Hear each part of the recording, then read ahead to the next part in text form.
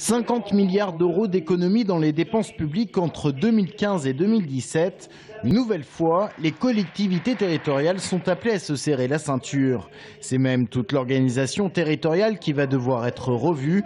Des rapprochements entre collectivités et une clarification plus stricte des compétences. Objectif, en finir avec un millefeuille territorial trop gourmand pour nos finances publiques. Des métropoles, des communautés urbaines, des régions plus efficaces. Oui, je pense qu'on va dans ce sens-là. Le département, il joue un rôle social tout à fait déterminant. Peut-être que dans l'avenir, les communautés de communes, le bloc communal, comme l'on dit, aura une compétence sociale, mais je pense que ce n'est pas l'enjeu véritable actuellement. Officiellement, pas de suppression de l'échelon départemental. Pourtant, celui-ci s'efface au profit des métropoles. C'est déjà le cas dans le Grand Lyon.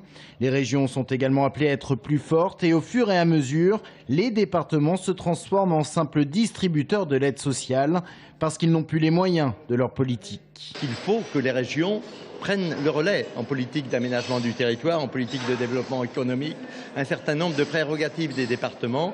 Et derrière, on sent bien qu'on pousse aussi les communes, communautés de communes, à mutualiser leurs services, à réduire leurs charges. Transfert de compétences en direction des régions ou des blocs communaux.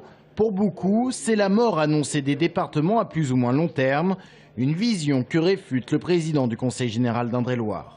Je crois qu'on a trouvé une solution temporaire de financement du reste à charge des dépenses sociales, qui, départements ou non, seront à compenser.